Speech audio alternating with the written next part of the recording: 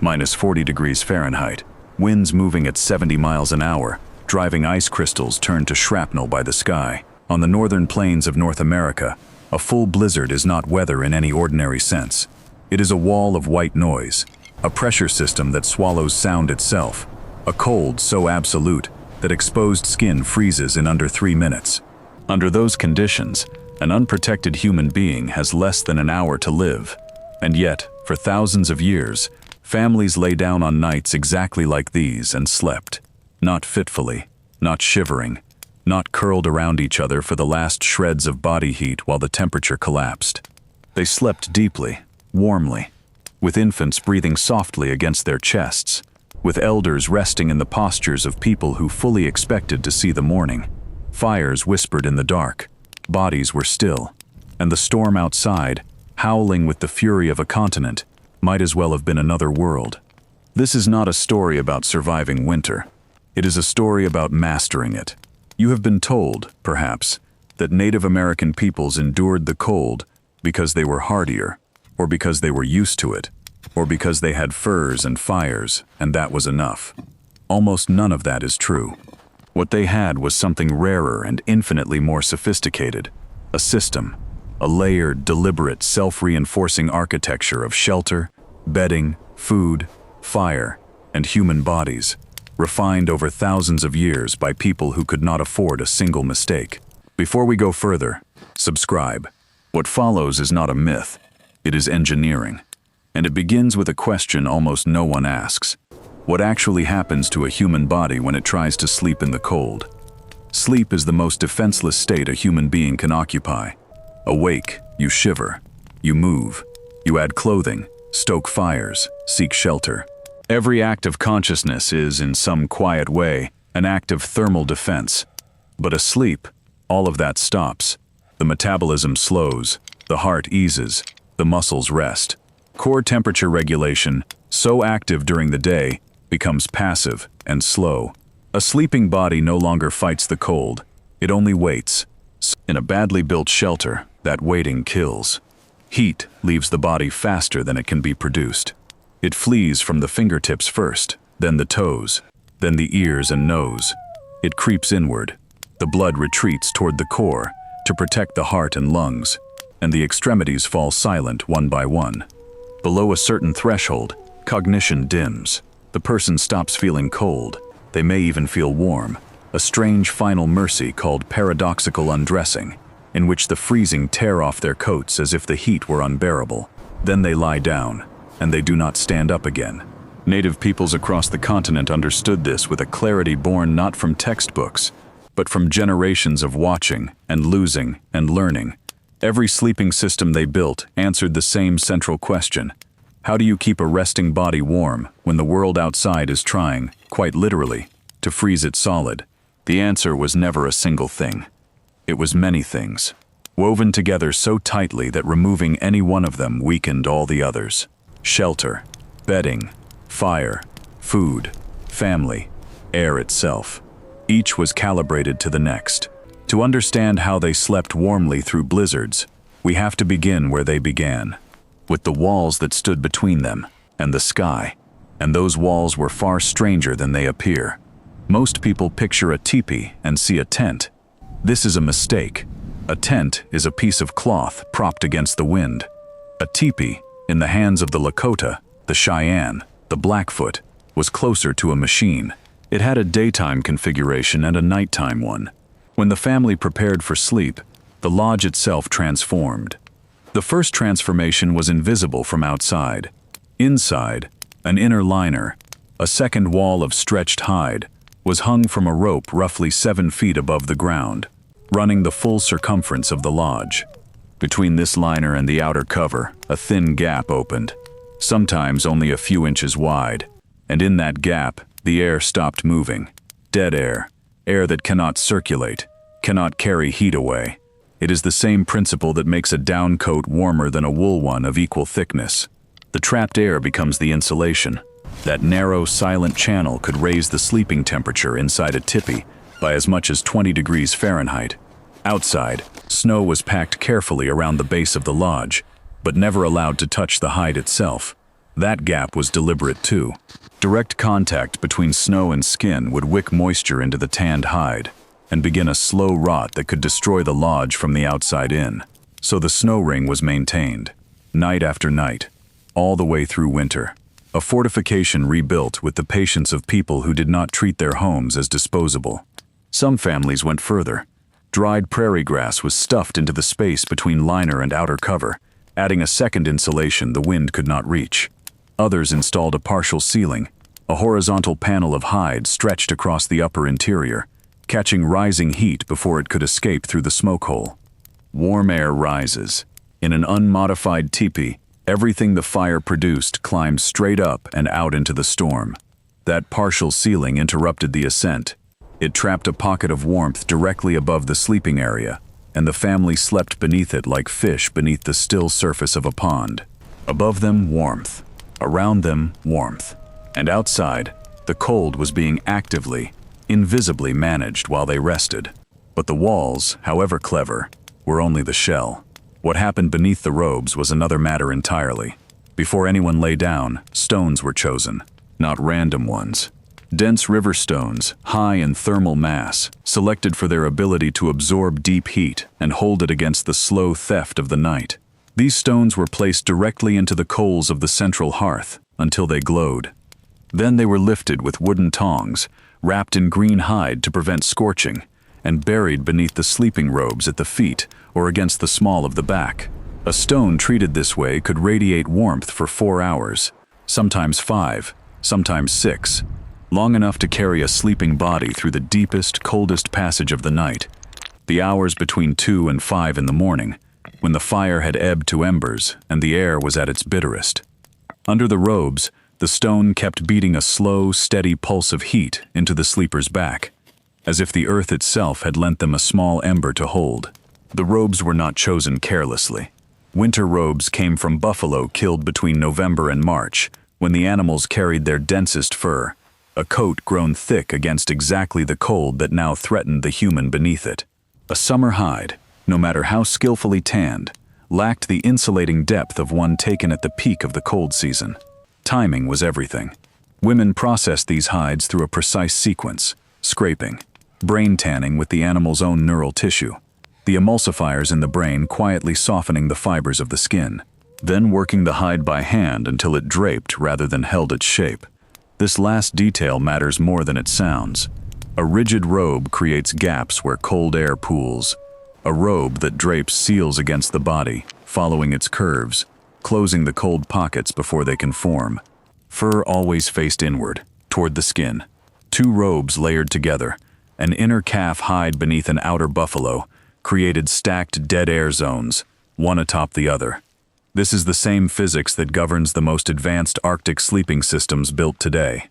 The Lakota were doing it without nylon shells, without synthetic fill, without a single material that had not walked, grown, or been quarried from the land beneath their feet. Which raises a question, because not every people lived in a place where hides and central fires could be enough. Hundreds of miles to the west, another people had already chosen an entirely different answer. They had chosen to sleep inside the earth. On the plateau country, where rivers had cut deep valleys into black behellows into black basalt, and winters arrived with a damp cold that settled into the lungs, families dug down. The pit house was not a cave, and it was not a compromise. It was a deliberate act of engineering, rooted in a fact the earth itself will teach anyone patient enough to listen. Soil does not change temperature quickly. Above the surface, the sky can drop 40 degrees in a night. 3 feet down, the ground stays near 50 degrees Fahrenheit, regardless of what the storm above is doing. A family sleeping inside a pit house was sleeping inside a thermal battery, a mass of packed earth that absorbed the warmth of the fire, the bodies, the cooking, and released it slowly through the darkest hours. The walls did not lose heat to the wind. They held it. The pit house was often 6 feet deep, entered through an opening in the roof by a notched log ladder that also served as a chimney when needed. Inside, benches of packed earth or timber ran along the walls, raised slightly above the floor. This was not decoration. Cold air is heavier than warm air. In any enclosed space, it settles to the lowest point and pools there. Anyone sleeping at floor level slept in the coldest layer of air in the room. The raised benches lifted the sleepers above that pool entirely. And there was one more piece, a low wall of stone standing between the entrance tunnel and the fire. A deflector. Cold air, entering the tunnel, crept along the floor toward the hearth. Without the wall, it would sweep straight across the sleeping area, on its way to feed the flames. With it, the air was caught, redirected, forced to curl around the fire in a path that never touched the people. The draft was managed. The cold was leashed. On the northern plains, the Mandan and Hidatsa took this same underground logic and expanded it to a scale that could shelter 20 people at once. The earth lodge was circular, sometimes 60 feet across, framed by 4 massive cottonwood posts at its center. Over that frame were layered willow branches, prairie grass, and finally a full foot of packed earth and sod, heaped until the whole building disappeared into the landscape. Grass grew on the roof. Bison grazed on it. From a distance, the lodge looked like a low hill. Inside, the thermal mass of that foot of earth absorbed heat all day and released it slowly all night. A single modest hearth, fed with dried buffalo chips or twisted grass bundles, was enough to warm the entire structure, because the walls themselves were doing most of the thermal work. One fire, 20 people, 12 inches of earth, and the cold, for all its howling, had no way in. But even underground, one question remained. If a fire needs oxygen, and people exhale carbon dioxide, how does a sealed shelter keep breathing through the night? The ancestral Puebloans of the American Southwest lived in country where winters were dry, clear, and shockingly cold at night. The kind of high desert cold that surprises anyone who assumes the desert is warm. They perfected something the plains peoples touched on, but did not always need: dedicated ventilation. Their solution was elegant. Air shafts were cut into the earth, descending to a stone deflector positioned at the base of the fire. Cool air fell through the shaft by gravity, struck the deflector, and was fed directly into the flames. The heated air rose, filled the chamber, and exited through an opening in the roof. The cycle sustained itself. No one had to manage it. No one had to open or close a flap in the middle of the night. The air moved because the physics of temperature would not let it do otherwise. The Puebloans had built, in stone and packed clay, a self-regulating machine. But warmth from outside is only half the equation. The body itself must be a source of heat, and here another piece of the system clicks into place, one most modern people never think about when they think of staying warm: food. Digestion is not passive, it generates heat. A body processing a meal, rich in fat and protein, runs measurably warmer than a body that has not eaten. And the evening meal on a blizzard night was never a light one. Pemmican was the cornerstone. Dried meat pounded fine, mixed with rendered fat and dried berries, compressed into dense, portable cakes that could feed a person for months.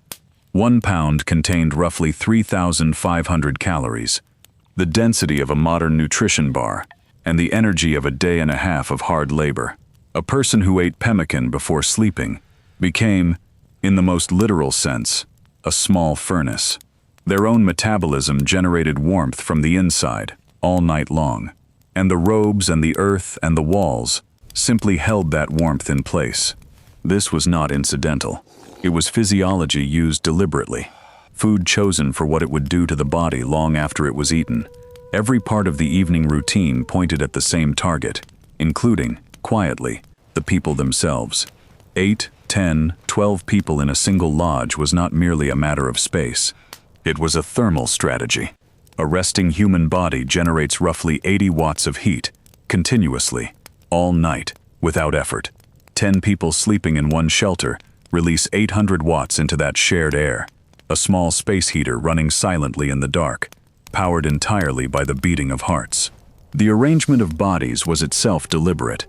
Elders, whose circulation had grown slower with age and who lost heat more quickly, were placed nearer the fire or at the center where warmth pooled. Young children, who generated less heat than adults, were tucked between the adults themselves, sheltered by warmer bodies on every side. Strong adults took the outer positions, where the cold pressed closest against the walls, and dogs, patient, radiating heat of their own, were brought inside on the coldest nights, curled against sleeping children as living blankets. No available heat source was left unused. The lodge was a single organism, and every body within it contributed to the thermal budget of the whole. The fire itself had to be managed, and the goal, contrary to what many imagine, was never a roaring blaze. A large fire consumes fuel too fast, overheats the space, and demands more ventilation, which means more cold air flowing across the sleepers to feed the flames.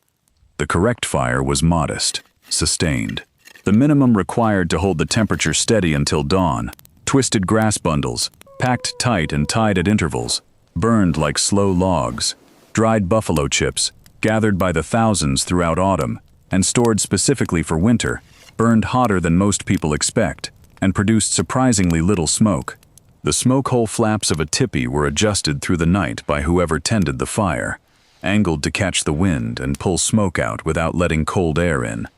Reading the flaps was a skill as essential as choosing the right stones or layering the robes correctly.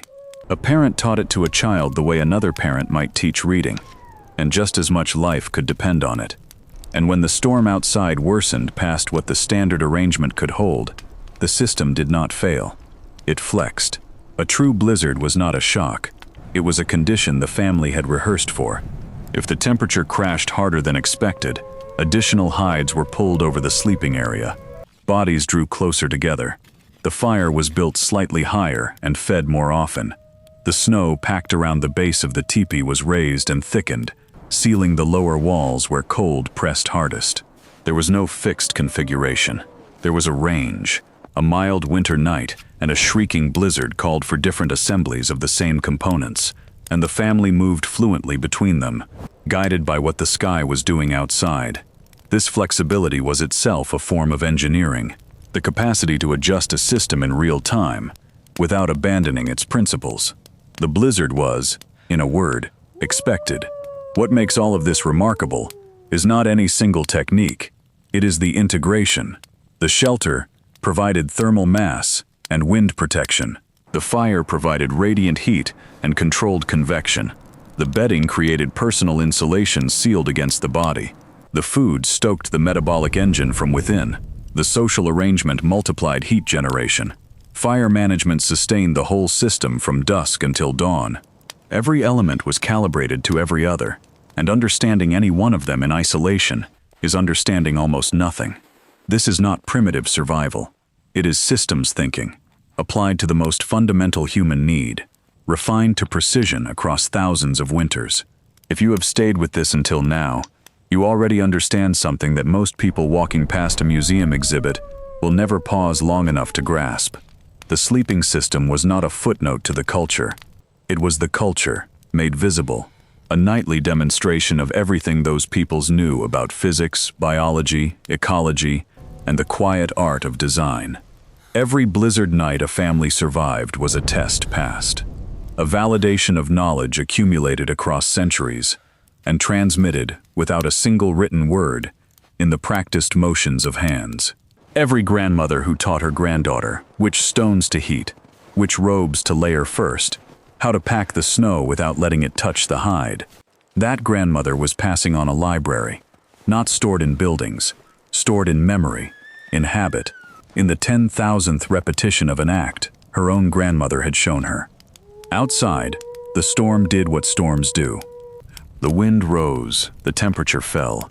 The world beyond the lodge became, for a few hours, something no unprotected animal could survive. Inside, a fire burned low and steady. The stones held their warmth. The robes held their shape. The breath of 10 people, and 1 dog, and the sleeping infants between them, moved in the quiet rhythm of rest. And when the first pale light finally crept beneath the door flap, the family climbed out into a white and glittering world and began, without hurry, to prepare for the next night. That is what mastery of the cold looks like, not the absence of the storm, but a hearth kept alive inside it.